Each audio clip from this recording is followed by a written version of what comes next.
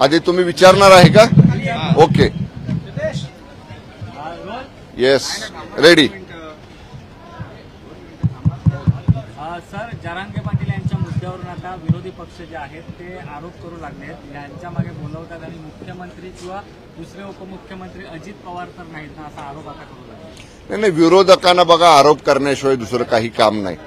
थोडंसं विस्तृतपणानं जर बोलायचं झालं श्री मनोज जरांगे पाटलांच्या आंदोलनासंदर्भात, तर आपण माध्यमांनी सुद्धा आणि राज्यातल्या जनतेने सुद्धा याच्याकडे थोडं मागं वळून बघावं लागेल की सुरुवात कशी झाली.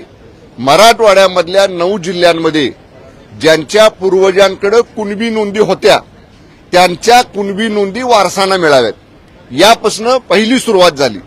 त्यावेळी जरांगे पाटील काय म्हटले की माझ्या आजोबांकडे, माझ्या पंजोबांकडे, माझ्या खापर पंजोबांकडे, माझ्या खापर पंजोबांकडे जर कुणबी नोंद असेल तर मला, माझ्या मुलाला, माझ्या नातवाला, माझ्या पंतवाला, सोप्या भाषेत सांगायचं झालं तर आम्हाला कुणबी प्रमाणपत्र द्या.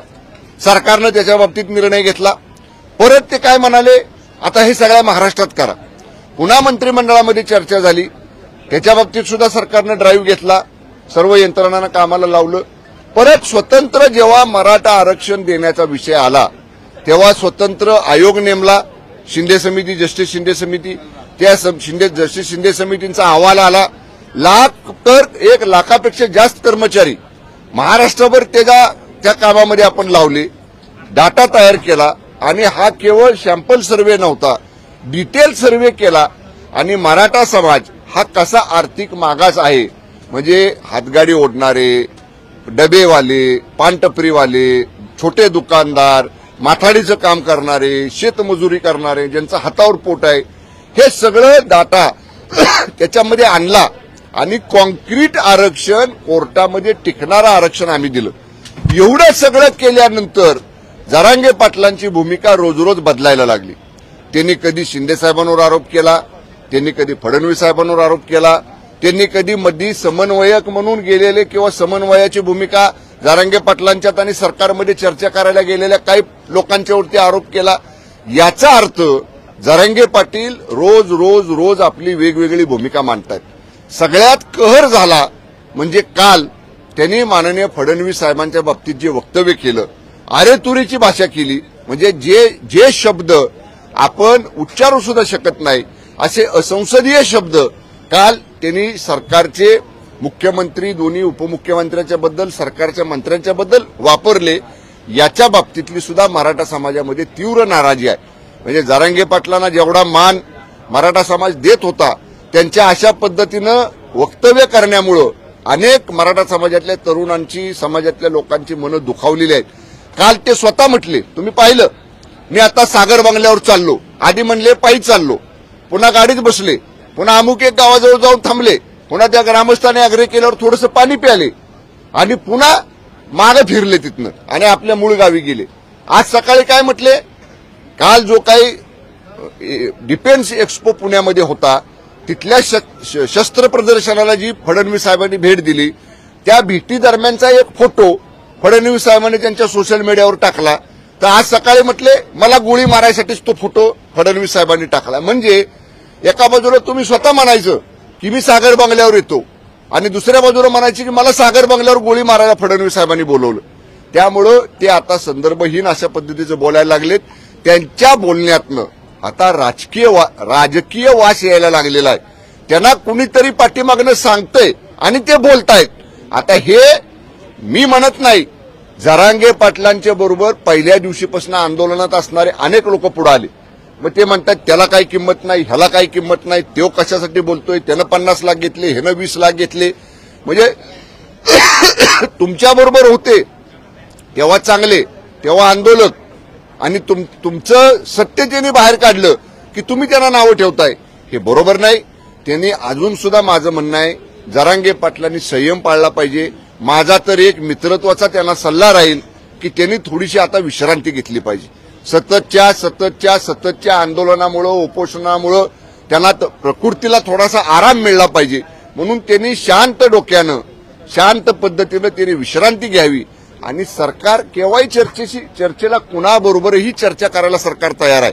त्यामुळे त्यांचं काय म्हणणं असेल, सगळे सोयऱ्यांबाबतीत असेल, आरक्षणाबाबतीत असेल, इतर कुठला असेल, यावं, सरकारशी चर्चा करावी. सरकारची चर्चेची दारं खुली आहेत. फडणवीस एका विशिष्ट समाजाच्या टार्गेट केलं जात आहे अशी सुद्धा एक टीका होते, याकडे कसं पाहता? नाही, हे बघा, सरकारचे फडणवीस साहेब हे उपमुख्यमंत्री आहेत आणि आमचे नेते आहेत. आमच्या महायुती सरकारचे ते नेते आहेत. आमच्या नेत्यांना जर असं कुणी नाहक टार्गेट करून जर त्यांच्याबद्दल कुणी अशा पद्धतीचा उल्लेख, एकेरी उल्लेख, दमदाटीचा उल्लेख आणि त्यांच्यावर टीका करण्याचं काम जर कुणी करत असेल तर बिलकुल महायुतीमधले कुठलेही पक्ष, कुठलेही नेते, कुठलेही कार्यकर्ते ते कधीही सहन करणार नाहीत. आपण पाहिलं असेल, काल अनेक महायुतीतल्या नेत्यांनी सांगितलं की असा एकेरी उल्लेख जर जरांगे पाटलांनी थांबवला नाही तर त्यांना त्याचे भविष्यात होणारे परिणामाला सामोरं जावं लागेल. सरकारमध्ये जेव्हा नारायण राणेंनी एकेरी उल्लेख केला होता ठाकरेंचा, त्यांना भरल्या ताटावरून उठवलं होतं, त्यांना अटक झाली होती. जरांगे पाटील ज्या पद्धतीने टीका करतायत, शिवराळ भाषेचा वापर करतायत, सरकार अजूनही काही कारवाई करण्याच्या मनस्थितीत आहे की संयमाची भूमिका गंभीर? सरकारनं हा विषय पूर्णपणे गृह विभागाकडे सोपवलेला आहे.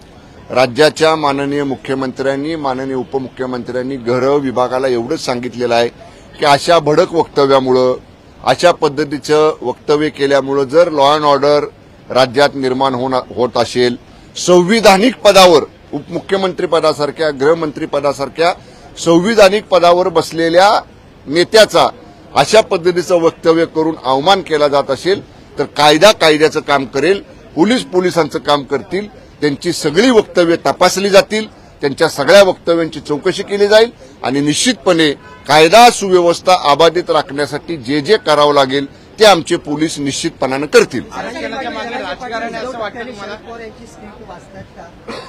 मी सांगितलं ना, त्यांच्या स्क्रिप्टमधनं, त्यांच्या बोलण्यामधनं राजकीय वास कालपासून यायला लागलेला आहे आणि त्याच्यामुळं त्यांच्याबरोबर असणाऱ्या लोकांची संख्या सुद्धा आता कमी व्हायला लागलेली आहे. तुम्ही बघा, त्यांनी सांगितलं 24 तारखेला का 23 तारखेला महाराष्ट्रामध्ये रस्ता रोको करा, गावागावात करा. ऐकलं असेल तुम्ही. म्हणजे मला माध्यमांचं सुद्धा थोडंसं आश्चर्य वाटतं की जरांगे पाटलांचं एक शब्द आपण दाखवता, ठीक आहे, आता त्यांनी सांगितलं रस्ता रोको करा, तुम्ही दाखवायला पाहिजे होतं महाराष्ट्रातल्या गावागावातली परिस्थिती की रस्ता रोको किती ठिकाणी झाला, त्याला किती प्रतिसाद मिळाला. लोकांचा आता त्याला प्रतिसाद हळूहळू कमी व्हायला लागलाय. त्याचं कारण जी धरसोड वृत्ती जरांगे पाटलांचे, आज एक बोलायचं, उद्या दुसरं बोलायचं, परवा तिसरं बोलायचं, आज ह्याला शिवीगाळ करायची, एकेरी उल्लेख करायचा, उद्या त्याला शिवीगाळ करायची, त्याचा एकेरी उल्लेख करायचा. त्यामुळं मराठा समाजानं सुद्धा आता हे ओळखलेलं आहे की जे द्यायचं ते सरकारनं आपल्याला दिलेलं आहे. अजून सुद्धा द्यायची वेळ असेल तर सरकार सकारात्मक आहे. त्यामुळे या महायुती सरकारवर मराठा समाजाचा विश्वास आहे. छत्रपती शिवाजी महाराजांची शपथ जे राज्याचे मुख्यमंत्री घेतात ते घेतलेली शपथ पूर्ण करून दाखवतात. हे या विधेयक जे मंजूर केलं विधानसभेनं त्याच्यामुळे सिद्ध झालेलं आहे. आरक्षण मराठा समाजाला मिळालेलं आहे. तरुणांचा, नोकऱ्यांचा, तरुणांचा शैक्षणिक प्रवेशाचा प्रश्न 100% सुटलेला आहे. त्यामुळं विनाकारण याच्यामध्ये आता कुणीही हे भडकवण्याचं काम करू नये. लोकांनी हे स्वीकारलेलं असल्यामुळं शांतता, संयम राज्यात सगळ्यांनी पाळावा. चलो, ओके, मराठी संपवा एकदा. आता उमेदवार मिळण्याचा झालाय. शिरूरमध्ये अजित पवार गटांना आयात उमेदवार आणण्याची अशी वेळ आहे, तशी एक बातमी कोण म्हटलं? बातम्यांवर बोलायचं नसतं हो साहेब. ऐका तुम्ही, महायुतीचे उमेदवार अजून ठरलेले नाहीत. कुठली जागा कोण लढणार हे सुद्धा ठरलेलं नाही. आमच्यामध्ये शिवसेना, भारतीय जनता पक्ष, राष्ट्रवादी काँग्रेस पक्ष, मित्र पक्ष, आमच्यामध्ये एक समन्वय समिती आहे. नेत्यांच्या समोर जायच्या अगोदर समन्वय समिती अगोदर चर्चा करते. समन्वय समिती पर्याय 1, पर्याय 2, पर्याय 3, पर्याय 4, पर्याय 5 असे 1 ते 5 पर्याय जागा निहाय ठेवते आणि ते केलेलं काम मग आमचे नेत्यांच्या समोर ठेवलं जातं. अजून समन्वय समितीतच चर्चा सुरू नाही तर हिथं उमेदवार मिळत नाही, तिथं उमेदवार मिळत नाही, हिथं निर्यात केला, तिथं आयात केला, असलं काहीही नाही. महायुती 48 जागा लढणार आणि त्यातल्या 45 जागा माननीय मोदी साहेबांना पंतप्रधान करायसाठी निवडून आणणार. हे आजच्या तारखेला, आजच्या वेळेला आपण सगळ्यांनी नोंद करून ठेवा ही विनंती. चलो, जालना में काफी टेंशन, सेक्शन 144 लागू किया गया है, बस जलाई गई है. मनोज जरांगे पाटिल अब कह रहे हैं वापस जाएंगे, लेकिन उसके बाद आंदोलन की जो दिशा है वो तय करेंगे. क्यों लॉ एंड ऑर्डर खराब होता जा रहा है? जो लॉ एंड ऑर्डर खराब करने की कोशिश कर रहे हैं उनके लिए बेल झाली का बघा, उनके लिए गवर्नमेंट और पुलिस लॉ की तरफ, जो भी लॉ अभी है, जो भी कायदा है, जो भी पुलिस के नियम है, उसी तरफ वो कार्रवाई की जाएगी। किसी को भी लॉ एंड ऑर्डर खराब करने की अनुमति नहीं है।